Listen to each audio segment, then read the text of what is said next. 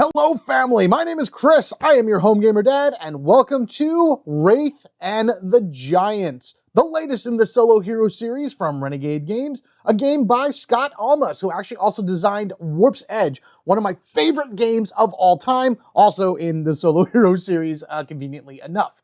In Wraith and the Giants, you play as the Wraith, the little girl from a village that is like the last human stronghold or something along that in the world. Either way, this is a very important group of people that hold lots of power and secret within them, and once every 23 years, a giant arises in order to destroy the village. Chosen among them is a Wraith, one of the young ladies from the village. She will maintain that role as a Wraith throughout her time. Her grandmother was actually the Wraith before her. Now she has taken upon the mantle in order to defend the village against these monsters. This is a card-laying game. You will be laying down cards in order to build up your certain skills and abilities as you climb the giant and hit them in weak points, a la something like Shadow of the Colossus, which obviously is a huge inspiration for this for sure. And then, of course, if you're familiar with the game Leviathan Wilds, it's the same concept, but this is done in a completely different manner. Even though the games have the same theme, I guess you can say, they are both very, very different games from each other. So you don't have to worry about seeing a lot of the similar things here that you would see in Leviathan Wild. Very, very different.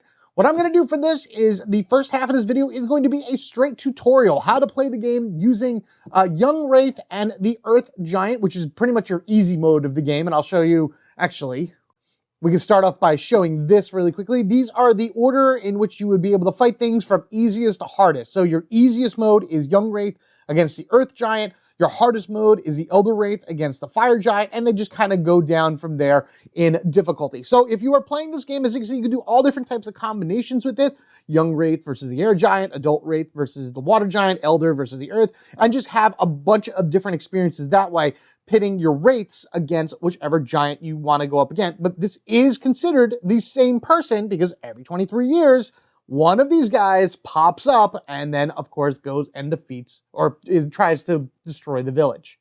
One of the things I really do like about this game is a big storybook. Well, not really a big, but a nice sized storybook within it that gives you a lot of background and information about Wraith, her past, her grandmother, and what is expected of her as these giants come and try to destroy her village. Something that I would definitely highly recommend reading through because it is fun to see the ideas and the thoughts that go into each one of your games. And who knows, maybe you'll be able to play off something like that, using that as a storyline. I love theme in my games. I love doing all kinds of incorporating all kinds of cool ideas and everything when I'm playing it, how things work out and everything. So for that, before we get into gameplay and we get into how a session goes, let's go ahead. I'm actually going to take all this and we'll read a little bit about the Wraith, her past, and what to expect. Every 23 years since time unknown, giants have risen from the lands beyond, marching towards the village to feed. Your grandmother fought and defeated these monsters while she was alive. The duty had fallen to her upon the death of her grandmother, and so forth back as far as legend records. Your grandmother is gone, so now you must take up her sword and bow as a living shadow. Can you continue the story and protect the village from a catastrophic end? To begin setup, you're going to want to choose one of the 3 available Wraiths to play as, Young Wraith, Adult Wraith, or Elder Wraith, and then one of the 4 available giants to play against. You have the Earth Giant, the Water Giant, the Air Giant, and the Fire Giant. As shown from those cards, they are a various level of difficulty. For this tutorial, I will be setting up these 2 to show you how the game is played, but when I do my session within this video a little bit later, always jump to the timestamps to see if you just want to go to that. I will be upping the challenge a little bit and making this the Water Giant. The first thing you'll want to do is set the giant's wounds. And one of the ways to defeat the giant is by wounding it X amount of times. You know this because it'll show you however many wounds the giant needs over here for 30, plus however many the Wraith that you're playing as adds to it. The older the Wraith, the more wounds you need in order to defeat the giant. So for this one, the Earth Giant is 30 wounds plus 5 from the Young Wraith, meaning that you'll be collecting these tokens that represent wounds and put them up here in the corner where it says wounds. This is now a total of 35 wounds that I have to do to this giant in order to defeat them. That is one of the 2 ways Wraith wins the game. Next, you're going to want to find the deck of cards that represents this giant. Each giant has their own deck. You're going to want to give this a shuffle, and then you're going to take the top 5 cards and remove them from this game. You will not be using them for this adventure. Put this close or around. I like putting it up top personally, just so I can see it. And then you're going to lay out a row of 5 cards going across. These represent the different attacks that the giant will be doing to Wraith as she climbs up him and attempts to hit him in various weak points and deal scars, which happens when you defeat a card, or just generally wound him. I'll go over the anatomy of all these cards a little bit later, but for right now, the other thing that you're going to want to get to finish the setup for the giant is this rage meter right here, and then the red cube that comes with the game, and you're going to place that right below it there. It doesn't start on the first spot, it starts one below it, and as the giant gains rage, that's when it will move up the little ladder right there. So that's how you want to set that up. There is an additional means of adding difficulty to your games by using the Dangerous Footholds kind of mini expansion to this. You don't have to use these for your games, and if this is your first game, I highly recommend not using it. But for this setup and going forward on my games, I actually enjoy using these because they add a good challenge to it and really make it interesting to play through. You're going to take the foothold cards that are for your particular giant. Each one of the 4 giants from the box will have their own. You're going to give this a quick shuffle, and then you're just going to take one of them, putting the other 2 back into the box. What this does is that it makes certain footholds on the giant a little bit more treacherous in order to go through. Ending your movement on that will actually trigger an additional effect from the giant. As you can see on the giant, there are various spots, coordinates on here. These are footholds, and these are the things that Wraith are going to use in order to traverse around the giant. The 3 different cards that you shuffled here for the Foothold, Dangerous Foothold expansion all have different coordinate lineups on them. For Young Wraith, the first 2 right here are where you're going to be putting your Dangerous Foothold tokens that come with the game. In this case, one would go on C1, another would go on E2, which are up here. Now, these footholds still exist. You still can move on them. When you move on them, a certain effect will trigger. You can use more than 2. You can go all the way up to 6. If you're playing as the Elder Wraith, you can go less than 6, but only far down to 2. So it's only as much as the highest number or as low as the lowest number for any version of the Wraith that you're playing as. But for this case, we're just going to have the 2 here, and then I like to slide this underneath the rage meter, so this way I know that should I end my movement in one of these 2 footholds right here, then the Earth Giant will force me to move to an adjacent spot, and I have to discard the last card added to my action row for each of my rows, and the tracker will move up 1. So that is what the Earth Giant does. Next, for the Young Wraith, you're going to want to find the deck that corresponds to her symbol up here in the upper left corner. Each one of the Wraiths does have their own special 30-card deck that you're going to want to get, shuffle up, and leave to the side. You're also going to want to find the meeple that represents that Young Wraith, or whatever Wraith that you are playing as. Put that on the ground section of the map, which is the furthest, lowest section of the map that Wraith could possibly go without actually touching any one of the footholds. Think of the ground as one giant foothold, and there will be cards that do affect it, so it may not be always the best idea to be on there. But if you wanted to, there are cards that can make you go down to the ground, and then you can run to the other side and start running up. Generally, when you're on the giant, you're just going to be bouncing around in certain areas, but it is a good strategy to sometimes get to the ground. You could also, from the very top, choose to move up, which would immediately drop you all the way to the ground. Falling in this game does no damage to the Wraith. Final bits of setup right here for Young Wraith. After you have shuffled your deck, you're going to draw the top 5 cards, and this is going to be your starting hand. These are the cards that you're going to be placing in your action rows in order to be able to do various techniques and to fight the giant, moving up its body and dealing damage to its weak points. In Wraith and the Giants, as mentioned before, the win condition is defeating the giant. You do that one of 2 ways. First, by dealing enough wounds to the giant to completely deplete all of the wound tokens within the corner over here. Think of that as kind of like its health. Every time you do a wound, it loses a health, and once that's depleted, the giant has been defeated. 35 wounds for this Earth Giant, again, because of its starting health of 30, plus whatever is on your Wraith. In this case, it is 5.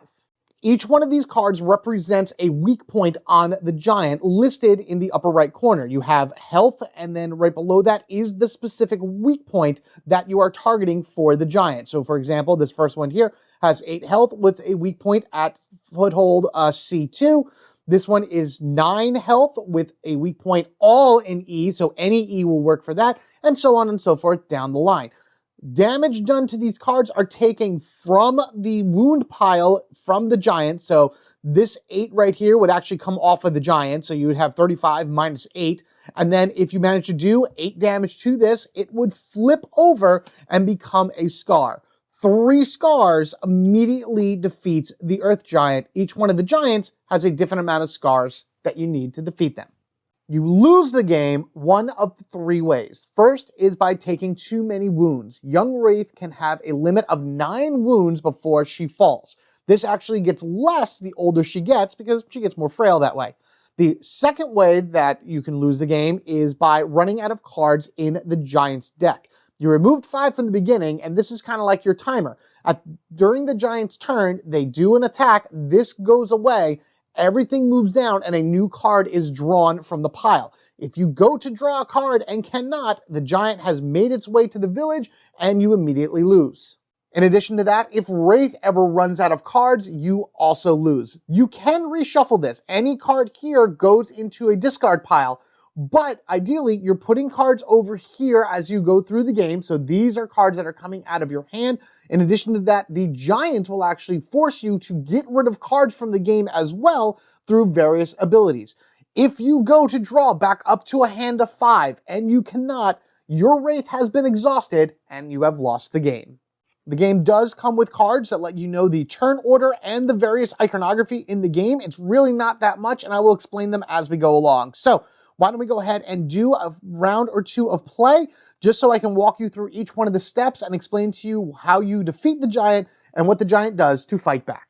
The first step in a round is the player action step, where you will be playing 2 cards from your hand to the action rows, doing whatever abilities are on the card, and then building up Wraith's skill in order to do more damage, move more places, or just generally be a better fighter throughout the course of the fight. You will always play a card to the top row first and then the bottom row second. Any card you play in the top row must be completed thoroughly from top to bottom if there's multiple ones or whatever it is else you're doing. If you play a card to the second row, you don't have to do anything you put there, but keep in mind that could possibly waste a turn and put you into danger from the giant. Whenever you play a card to the action row, you always are going to put it to the far left of the row and then activate whatever it is. In Sprint Climb right here, this is telling me that I can climb up the giant up to 4 spaces.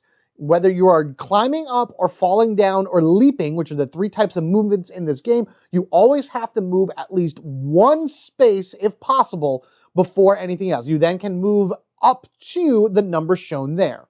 So if I'm starting on the ground right here, I can move up to 4 spaces. The climb action means that you always have to ascend the giant. Then there's the fall action where you always can descend the giant, and then leaping where you can go either way. As far as the climb action goes, you have to move upwards. You can't move up and then down from there at all. Climbing is always in an upward momentum. So in this case, I'm on the ground. This would be 1 space, 2 because it's higher, 3 because it's higher, 4 because it's higher. I didn't have to go all the way up here using all 4 points of movement on the card. I could have stopped here at 3, but at the very least, I had to go 1 space. Wraith instead has climbed all the way up here. When resolving cards, the numbers in the bottom right can either be a number itself, or it could be something with a symbol on it. In this case, for the skilled shot, this will do a ranged attack equal to however many eyes have built up in my action row.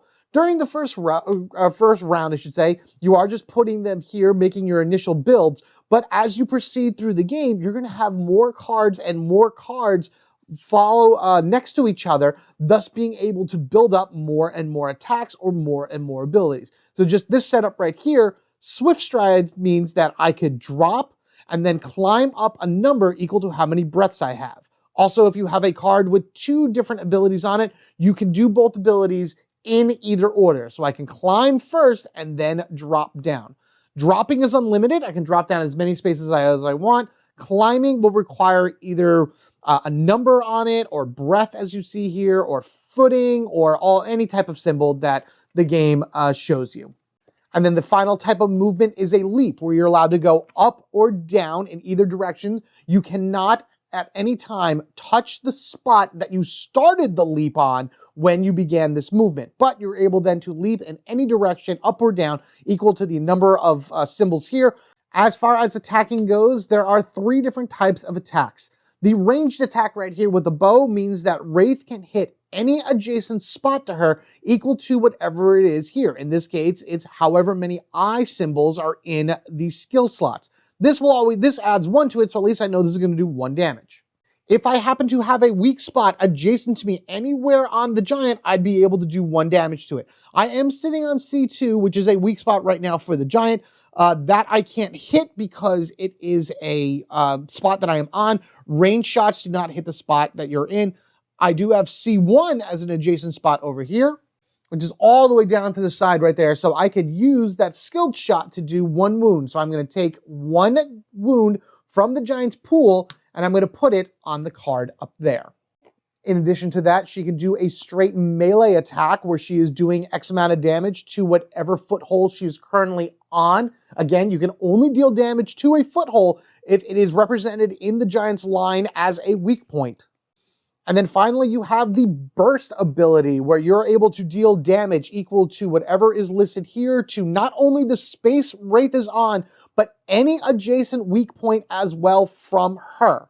So for example, I am in C2 right now. If I had played that Firestorm, I could deal 2 damage to C1, which is adjacent to me over here, 2 damage to C2, which is the spot that I'm on right now, or 2 damage to E1, which according to the lineup, I can have any card with an E on it can take the damage. So it's a small attack, but it hits a wide range. Another thing that Wraith has in all 3 of her forms that it helps assist in fighting the giant are her fearless actions. You're able to drop down 1 space. It's the only time you'll ever see a number associated with drop. You can only do 1 space. Attack for 1 or climb for 1. Anytime you use these, you have to deal 1 wound to your Wraith. So she's going to go up in damage whenever she does these fearless actions. You may take multiple fearless actions in a turn. You can do multiples of the same type or all 3 or however many you want. But again, you have to remember that you will be taking a damage every time you trigger a fearless action. All 3 of the Wraiths have these, but the older Wraiths have a little bit more going for them. Now that I have played 1 card to each row, that is the end of the player action step. Next is the refresh step. I can take a look at the cards that I have in my hand right here, and I can choose to discard any number of them. I'm going to actually discard these 2, and then I'm going to draw back up to my maximum hand of 5. If I cannot draw 5 cards from the deck here, I will then shuffle the discard pile and continue to draw. Again, a lose condition is if I can't draw at all to make a full hand of 5, I have exhausted and I have lost. But as you can see, because I'm playing 2 cards here each turn, those come out of my hand. And then again, the giants themselves have abilities to knock cards out of your deck as well. Speaking of which, we're on the final step for a round, the giant action step, where the giant will attempt to attack Wraith using the leftmost card in the row. There are various cards within the giant's deck that say when revealed. So if a card ever comes out and it says when revealed, it immediately activates. If there's a card that says persistent on it, that means that card will stay active so long as it's face up in the row. In this situation, the far left card here says, if you're wounded by this card, you must discard your hand, then refill your hand limit. So that has a special effect.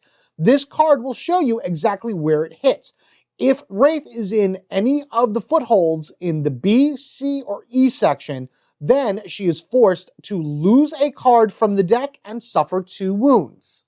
Unfortunately, in this scenario, we are in C2, so Wraith is in that part. Losing a card from top deck is completely unseen. You just can take it off and it is removed from the game, thus lowering her maximum card abilities by 1, and then the wounds go on to the board.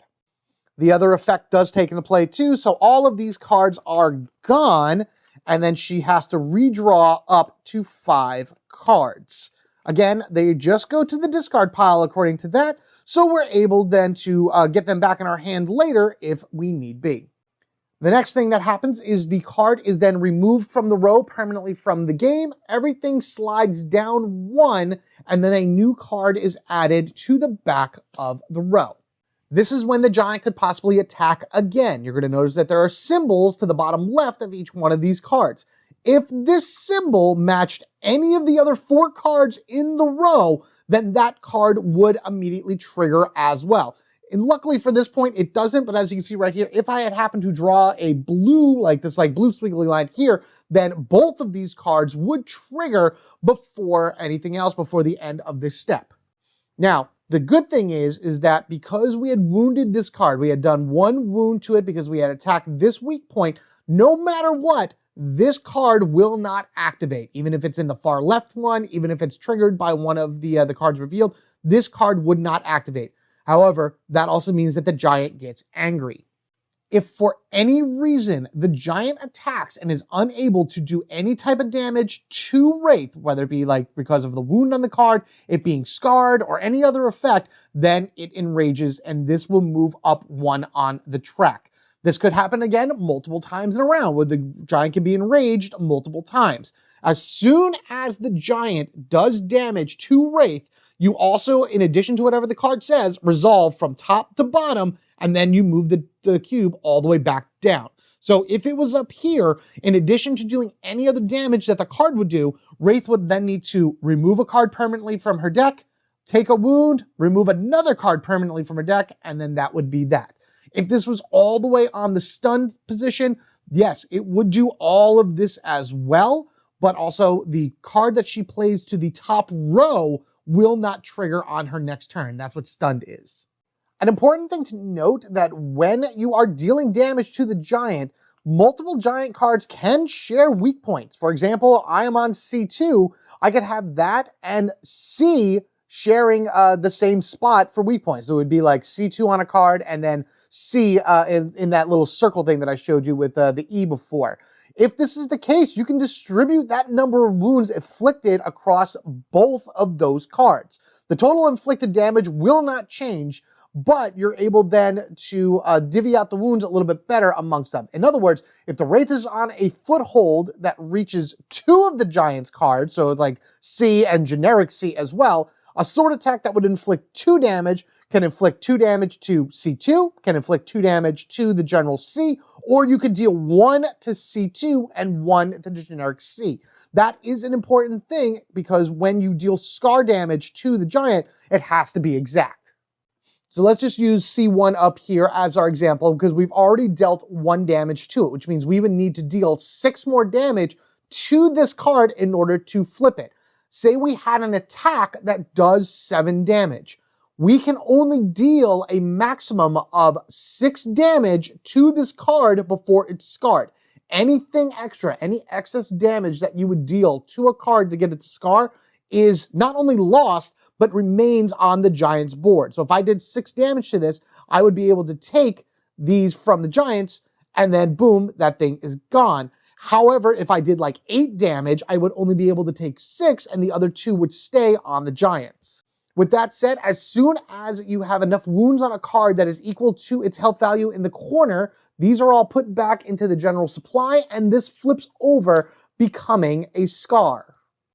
For the sake of this example, when a scar actually makes its way to the end, it does nothing. It counts as a giant attack that never went through or never happened, but the rage meter still activates.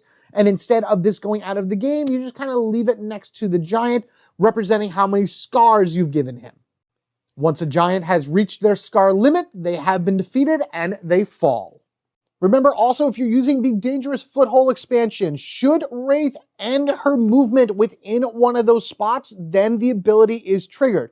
However, it's when she ends her movement. If she has continual movement to jump past it, she avoids the hazard so she don't have to deal with whatever negative effect there is there. But again, if she lands there, she takes the effect. The token is then removed and that spot is opened up and free for the remainder of the fight. And that's a full round of Wraith and the Giants. Play will continue on round after round, with Wraith taking her turn, playing cards up into her action rows, building up her skills, doing various abilities and powers in order to deal wounds to the Giant, where you take the wounds from his pool, putting them on the card that you've hit with the weak point, and then ultimately turning them into scars, or dealing enough damage to defeat the Giant.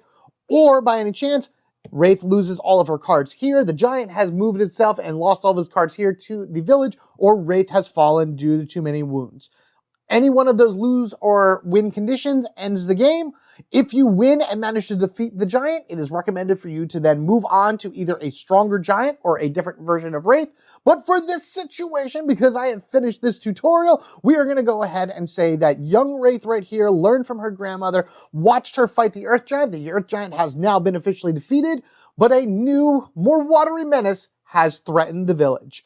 Let us go to a little bit of a blurb and story about them as I reset here, and we can actually see this game in action.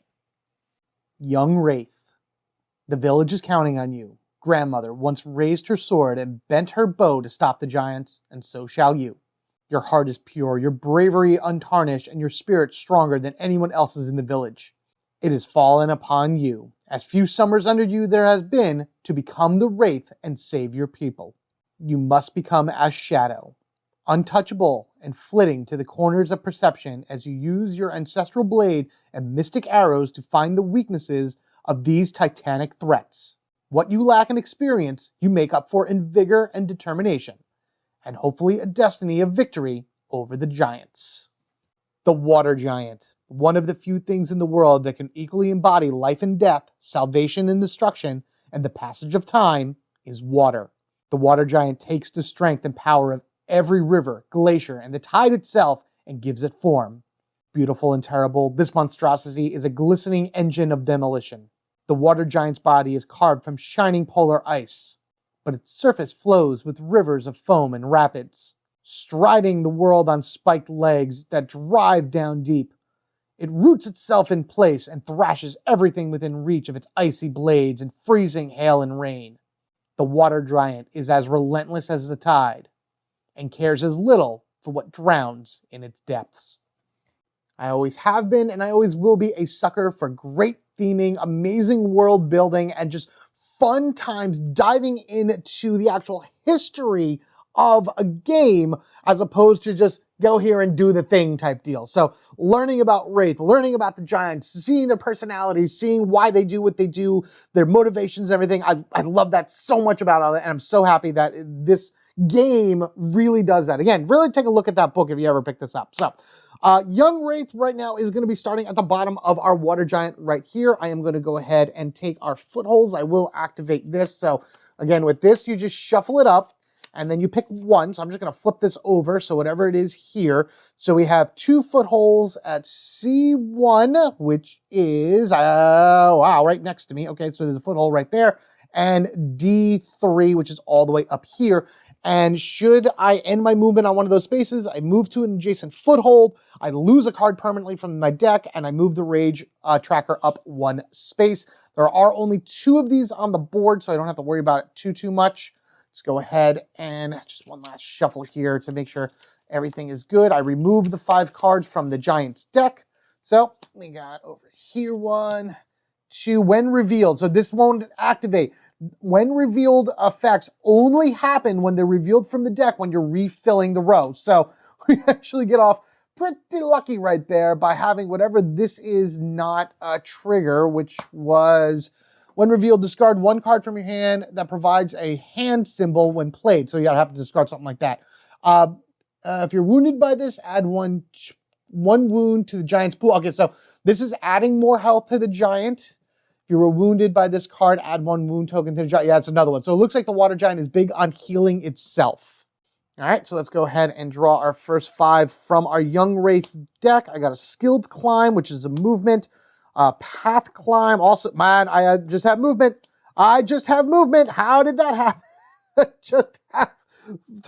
I do have an attack card with my Skilled Swing, but I just have a lot of movement going on right now. Okay. And just to go back up here, we have E3, D1, C2, B4, and D2 as all weak points. These, again, all represent the various footholds on the giant. Those are the coordinates that they are at. Highest is 11, lowest is 8. So where do I want to go? So right now, D2 and D1 are both cards that will be coming up soon, and I just kind of want to get rid of them, or at least make sure they don't do anything. The first card will affect me if I am in a D or an E, so I think what I'm going to do, we're just going to start off with some random climbing, and I want to just start low. So we're going to put a skilled climb over here, which is a climb equal to my hand value, which right now is 1, so we're just going to start walking up the center. I only get 1 movement because of that.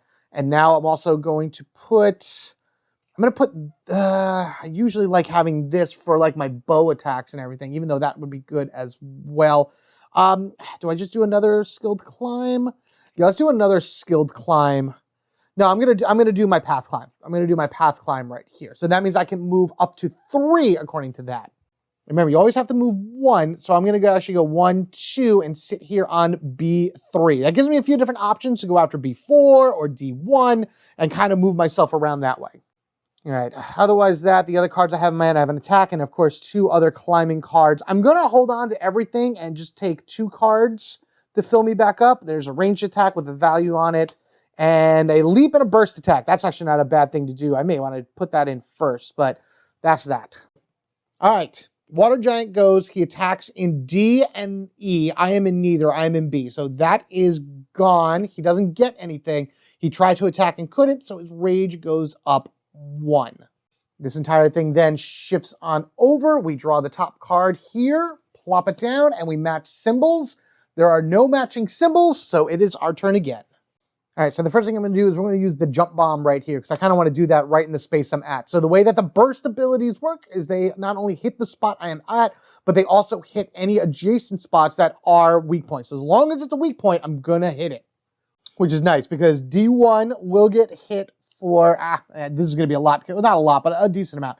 D1 is going to be hit for 1, which is awesome. I'm on B3, that is not there, but there is B4 up over there.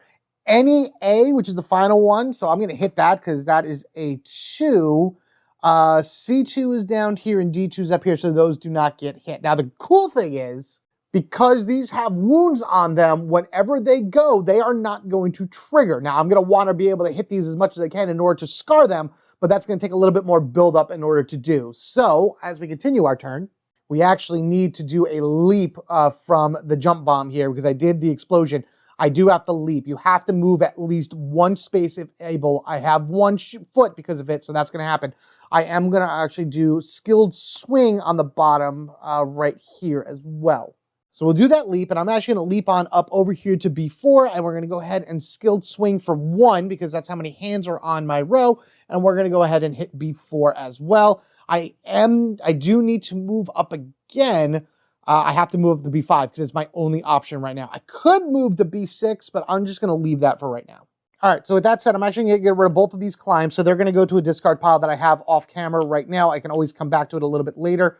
We'll draw 4, 1, good, a drop. That's definitely what I need. 2, 3, and 4. A climb and a shot. All right, so that's pretty good. All right, so the Giant's going to attack. This is just going to go back to the main pool. That's going to do nothing because it was wounded. But again, the Giant is mad because I hurt things. Moved stuff on over. We draw. It's the yellow one, which is right here. If you're wounded by this card, add 1 wound to the Giant's pool from the supply. Oh my goodness. Oh, that's Kurt. Oh, I am in B. All right, so I take 1 wound from that. I take 1, 2, 3 from the top of my deck, and they are gone completely. And then this triggers as well, so I take another wound, and the next card is gone as well. And we put 1 more wound over here on the Giant. Man, that one sting. Oh, wow, that's a terrible one. Actually, no, none of that happens. I'm sorry, I gotta go backwards. None of that happens because it's wounded. Because it's wounded, it doesn't trigger. Yeah, back up. See, this is why you got to pay attention to these things. It does enrage 1 more time, though, so that's at least a thing. But, wow, that saved me from taking a ton of damage, but it's really mad for whenever it finally does hit me. which is definitely going to, if I don't get out of here at some point, that's going to hurt a lot as well, because that does not have any wounds on it. So where do I want to go? C2 is so far down. I could drop down in order to swing at it, in order to make sure it doesn't trigger. You know what, yeah, let's do that. Let's go ahead and do this first. We're gonna do a seeking shot. First, I'm gonna take the amount of eyes and do damage to B4. So that's gonna be 2 damage. So let's take 2, 1, 2. So now that has 4 out of 11 on it. I have to always at least move once. We'll then take Falling Blade. I'll slap that right here. I can drop down as many as I want. So I'm just gonna go, as long as I keep going down. Hey, I've made it to C3 because I need to make the C2. So I actually gotta go all the way down. So as long as it keeps going down the giant, it works. And now I can do damage to there. So I'm going to take 2 wounds on this thing and smack it like so. All right, that ends my turn. I'm going to go ahead and just draw 1, 2, some leaps, some movement, some eyes, some hands. So that's pretty good right there. I like that. This doesn't do anything. So the giant is, again, just really, really angry. This will all go back to the supply. This is gone. Oh man, I don't want to lose this card here because I've done so much damage to it. Oh, when revealed, discard 1 card from your hand that provides an eye symbol when played. Fortunately, that's only Jump Slash, so I have to get rid of this because it's the only one that has an eye symbol on it. I don't redraw up at all. That only happens during the refresh phase, so I'm going into this with only 2 cards in hand.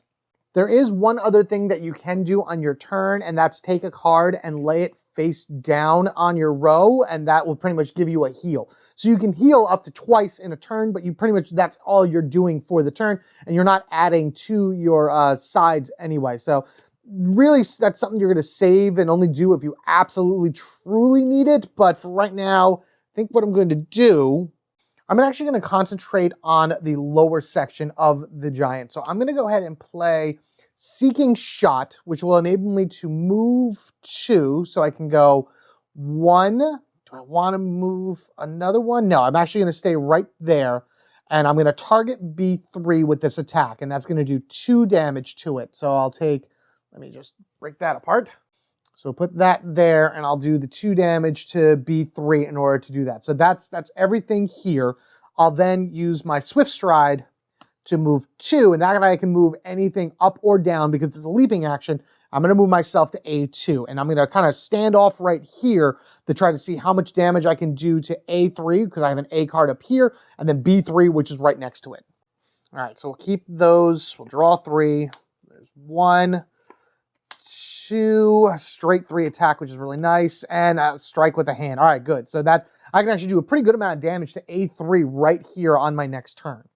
All right, so this doesn't trigger at all. All this goes back to the pool. You have been, you don't do anything. Enraged, over, and flip. All right, and that's a little white symbol. So this does activate. I am not in that spot, so nothing happens. As long as the guy doesn't hit me, I'll be okay. Was I supposed to take those 2 wounds away from her? I don't know. We're going to leave it. I don't think I really need to anyway. So I'm on A. I can deal a bunch of damage to this right now just by going 1 and 2 right here. So let's go ahead and use the sword strikes. Are usually the best ones for me to use on the top row because I'm always there doing all types of attacks. So if I do that, I do 3 damage. And if I do this, I do 3 damage. So I'm just going to do 6 damage right to where I am right now on the A3. So that's like half of this plus some. So 1, 2 right there. That's a massive amount of damage that I did to that card. I may be able to beat it next turn depending on what I draw. But that said, I want to try to get something good. So I'm going to dump these 2 into my discard pile and then draw up here. Come on, give me a good attack. I got 1 attack so far. It's not enough. I may have to wound myself in order to kill this thing next turn. All right, I'm not in D, so that's not going to matter. We're going to move this down. I need to defeat this card in order to start scarring this thing because, again, the timer here could be really, really bad. Also in D and E, nothing. I am not there, so that doesn't trigger. All right, so I'm going to go ahead and wound myself once in order to be able to do a fearless action of stabbing this thing in this weak point for 1 shot. I do that because now what I'm going to do is I'm going to take this strong swing up here to do 2 more damage. So we'll do 1, and I'll take these 2 off That's 2 damage right there. And that's 3, 6, 9, 10.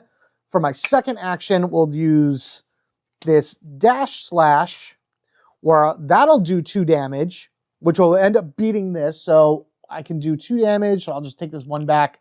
There we go. 3, 6, 9, 12 right there. So that's everything right there in order to defeat that. Beaten for my first scar, which is awesome. Flip that over. And then I get to move 2, but I'm just going to move 1 to B3 in the hopes to then get like cards that do striking damage, which I should be getting them hopefully soon, and be right on the spot that I need to in order to do that.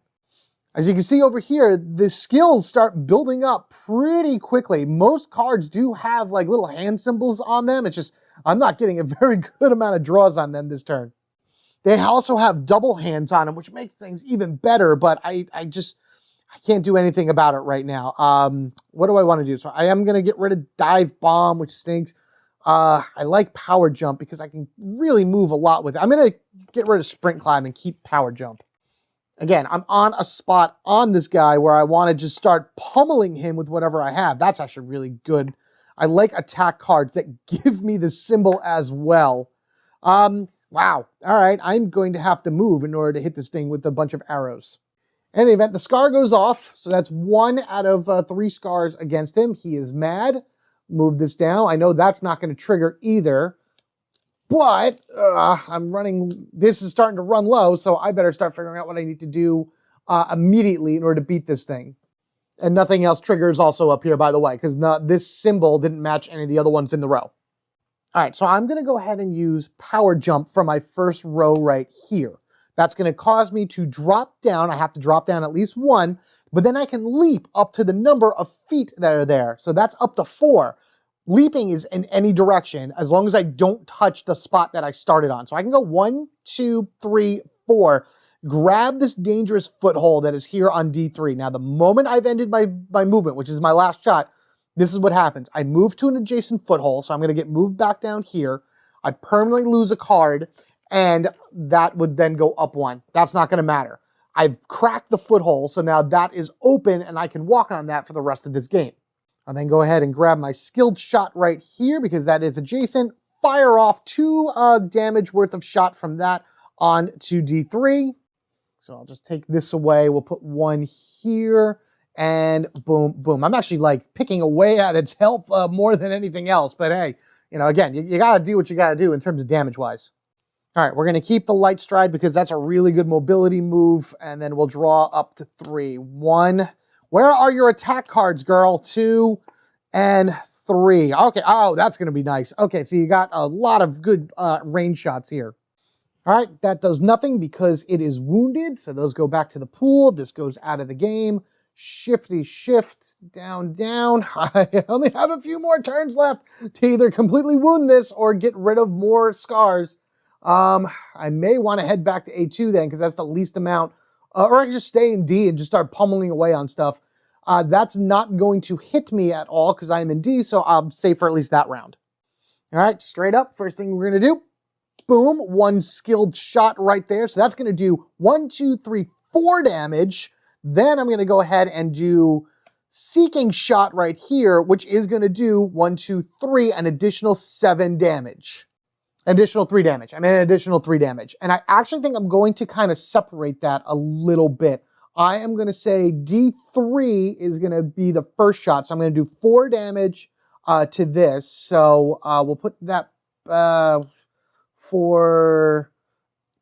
Yes, math. Sorry about that. Boom. 1, 2, 3, 6. That would come back as well. Okay, yeah. 6 damage. Yeah, because it was 2. I did 4. That's 6. Okay. So 6 damage on that from the first arrow shot. So that's nearly destroyed. And then I'm going to go to D1, which is also adjacent to me. And I'm just going to go ahead and deal 3 damage to that. So that's a pretty decent amount of damage to both of those cards. Neither of us doing anything. And it gives me plenty of time in order to take them out and do what I got to do as the giant does his thing. That means this firestorm is going to be extremely important. So let's get rid of these 2 strides. We'll draw our last 2 cards. There's my melee attacks. Now, I don't have any more cards here, but I do still have a bunch in my discard pile.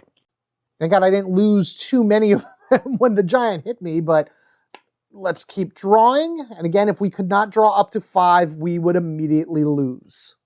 Giant goes. He can't do anything because I am on D, not A or C. These all shift down. And we have only like 3 turns left to do something. No symbols match. Here we go. All right, so we're going to go ahead and start with a dive bomb. Man, I would love to be in the spot to be able to use that. But what that does is it does a drop and a burst attack. I can hit both of these. So that means D3 is going to hit for 1. So I can hit that for 1, defeating that, causing a scar onto the beast right here. And then my other D, I can actually target D1 down here. Or I can even target whatever I'm on right now because it's still a D card and just hit 1 damage right there. So that's very helpful. I actually should remember that card can hit any D at all. So if I do this, I can do Momentum Blade. By moving myself up to D3, it is still a D section, which is a weak point, and deal 3 damage to it. So that's 1, 2, 3, 4, 5, 6, 7. I only need to do 4 more damage to that in order to defeat it, which I'll definitely be able to do next turn, and this is pretty much going to be a win at this point. I'm going to not get rid of anything, so we'll just draw 2 cards right now. The Giant's going to go. He has a second scar already. That doesn't... As soon as the scar comes in the row, it triggers. So that's going to be something that once I scar this, the game is immediately over because his scar limit is 3. It's just a matter of, will he hit me for anything, which is possible, except for right now. Again, no symbols have matched. If these started to match, if he matched D, then that one could hit me and he could have done a ton of damage to me. I just got lucky by that one because I forgot that I had already damaged it, so it does nothing. In any case, we have a skilled swing right here, which I am going to do. This is how you're supposed to do it in terms of building up ability. Melee damage to the spot I'm on equal to my hands. 1, 2, 3, 4, 5, 6 damage right to this spot. I only need 4. I can only do 4, to be honest with you, because anything extra stays on the card, but that is more than enough in order to go 1, 2, 3, 4, 5, 6, 7, 8, 9, 10, 11. 11 damage onto this card. Boom, boom, boom, boom, boom. And the water giant has been slayed by the Wraith with only 1 turn left. Oh boy, that got really close. And there you have it, everybody. Our Wraith has slain the Ice Giant. Pshaw, right into your face. Ha, jump on off. And you have fallen to the ground. Blah, saving the village, protecting her people, at least now for the next 23 years. What will she be going up during that time? How will she be as she is a older, more adult Wraith?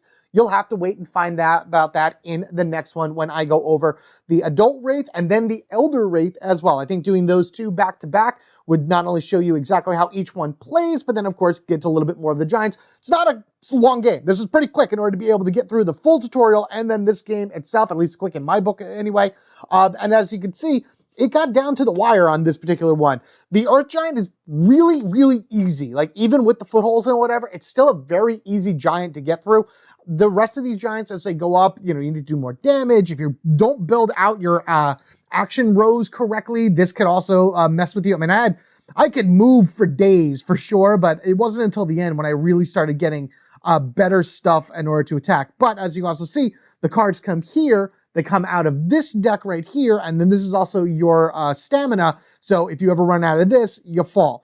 I have not played Leviathan Wild, so I don't know the differences between that one and this one, but as a huge fan of Shadow of the Colossus, the video game, anything where you have me running up a small David versus Goliath, Wraith versus the Giants type of theme or whatever, I am all for it. So I knew this game was something I had to check out immediately. So in order not to miss that or any other games I put out for the Solo Hero series or any other fun games I put out for you to enjoy, be sure you are subscribed to the Home Gamer Dad.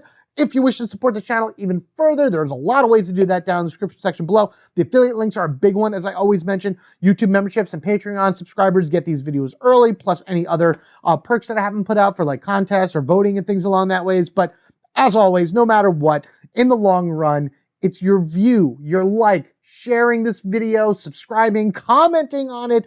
All of that goes a long way, plus some, to helping the Home Gamer Dad grow. Thank you guys so much for checking this out. Let me know all your thoughts, comments, and everything down in the description section. If you have any questions at all about the game, please let me know down there. If you have any corrections about anything that I said with the game tutorial or through my playthrough or whatever, just nicely leave them down in the comment section below. FYI, this is how it plays. And then we can all respond from there.